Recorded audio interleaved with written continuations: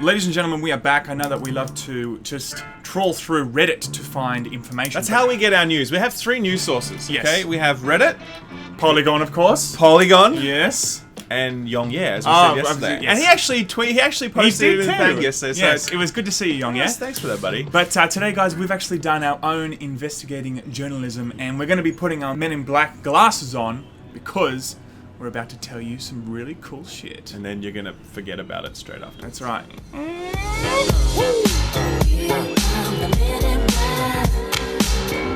So welcome back.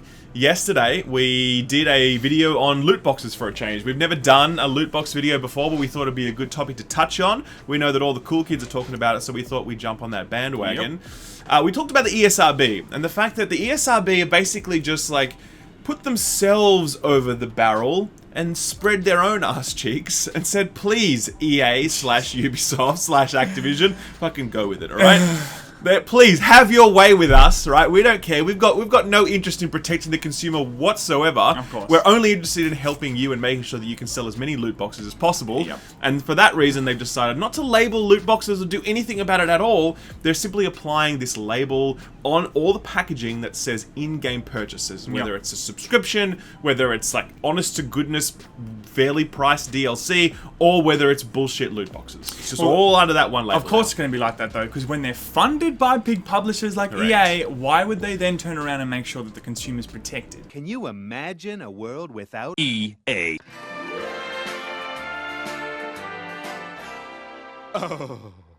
EA's like, I'm not giving you millions of dollars so that I can make less money. I'm giving you all that money so I can buy your silence. That's how it works. It goes a bit further than that because today we've learned that game developers at the upcoming GDC, the Game Developers Conference, are actually going to be hosting a safe space for roundtable event. It's a roundtable event discussing censorship of video games, specifically censorship of loot boxes. You can't make this stuff up. Let me read for you exactly what this quote says because it's pretty cringe, okay? This is how it goes. Cringe, here we go. Global gains against game censorship are suddenly at risk from a combination of actions against our industry. With the World Health Organization classifying gaming disorder a mental health condition and burgeoning legislation around the world against loot boxes, a handful of government officials again wield outsized power over our creative and business decisions.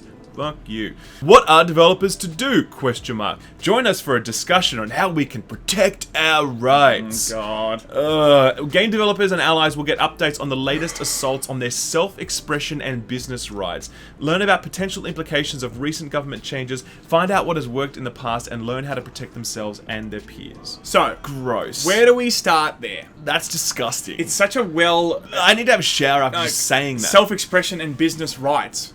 It's like, come on, guys. You know what you are doing right now. Like, you know exactly what you're doing. You are now flooding an industry of just microtransactions, shady business practices, and of course you're going to sit in a round table. All developers, no one actually going to be there that's going to be representing the consumer. It's all going to be just you guys all sitting around the table going, yes, we need to keep this here. I give you the jury of the damned. Benedict Arnold, Lizzie Borden, Richard Nixon. But I'm not dead yet. In fact, I just wrote an article for Redbook. Hey, listen, I did a favor for you. Yes, master. But also, the most important thing is when you say censorship, it's the most bullshit mischaracterization of this debate. Because no one's saying we should ban all loot boxes, right? Because that's not a tenable position. No one can say that. What we're saying is that we need to be more transparent about loot boxes, and we want to regulate loot boxes because they are a form of gambling. You can't say that my casino is censored. I can't believe it, man. I just want to run an honest-to-goodness casino, but they're censoring me with all this legislation that I can't have 12-year-olds in there, man. It's fucking bullshit.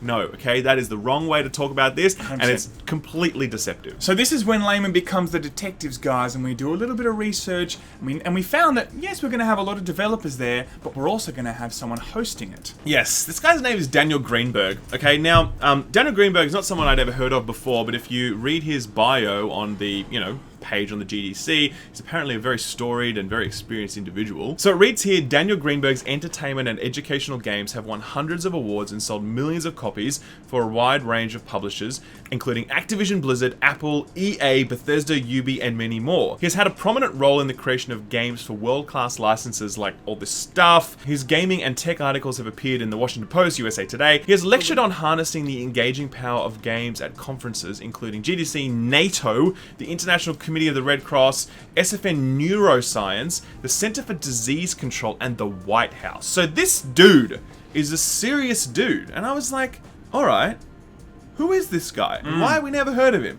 He's CEO of a game studio called Media Res, a studio I'd never even heard about. So I did some digging, and Media Res don't make entertainment games. Apparently, what they make is a class of educational game. They actually get government funding to make these games. And where this guy specializes in is in what's called treatment adherence. I found an old abstract titled Interactive Technology for Pediatric HIV/AIDS Treatment Adherence. So what's going on here is that this guy and his company are studying and making games that is going to encourage 12 and 13-year-olds who are suffering from HIV/AIDS to continue their treatment, like taking their medication. Because it's really hard to get young people to do that, because obviously they get distracted, they forget, they think it's not important, whatever. So his idea here was basically to say, let's develop a video game that would encourage kids to stick to their schedule on taking drugs, right? Taking good drugs that are good for you, okay? And I think the first thing there is... he's clearly in the behavior industry. He is in the behavioral management space. That is his area of expertise. And like my question really is, if you're hosting an event and you're, you're so well versed in behavior management, I would feel like you would be I thought he would be on the side of making sure that loot boxes were, highly regulated and totally made. If anything, he would be there to be an advocate of the dangers of addiction, loot boxes, anything that, allows the vices to take over. But it sounds like he's here to host it, almost like he's in favor of it. Yeah, to keep everything as it is. And we would not presume to know exactly what he is going to say in that session. We don't know what his exact perspective is. But the verbiage of that description for that event is pretty clear. Calling it game censorship, talking about your business rights, is unsettling when we know that loot boxes are just a shitty mechanism that are designed to take advantage of your psychology and keep you spending. It's designed to tap into addictive whales who have the capability to spend and who are mentally wired for it. And this guy is a behavioral expert. You can see here that he's spent nearly 2 decades working in video games and the way that they affect people's behaviors. And this one here specifically, this study that he worked on here, is specifically around 12 and 13-year-olds and how to alter their behavior through video games. And that's a very delicate time in, a kid's brain. Yeah, totally. I mean, that's exactly the times where addiction can start forming, or, behavior that will, of course, lead into adulthood, so it's just it's very interesting to see that he's going to be there. Again, we don't know what he's going to say. Maybe he's going to say loot boxes are the devil, and because I'm an expert on this, I know about behavioral management, we should absolutely make sure loot boxes are regulated. I hope that happens. But I'm guessing it's not, and I'm guessing it's something else. Unless they're just wanting to make sure that round table is filled also with people that want to... He's hosting it, though. I know, okay, he is hosting it. You're right, he's hosting it. I was going to go and say, well, maybe he was someone there that was just going to be showing the other side of the opinion. But I mean, if you're hosting something, then you're usually of the opinion of what you are hosting, usually, So my hope is that there are some developers in the room. If it does go the way of loot boxes are great, guys, and here's how we make sure we fight the government with their evil censorship regulation regime bullshit. I hope there's some developers that are there and that are willing to put up their hand and be like, hey guys, maybe let's not fucking rip off our consumers and just make some good video games. I don't think that's going to happen. This guy's standing up wearing a CD Projekt Red shirt. Yeah. I don't think that's going to happen though, because I think Andrew Wilson's going to be just sitting there in the background looking at all his EA staff, and they're like, "Oh shit, he's there. Okay, that's right. I love loot boxes. They're great."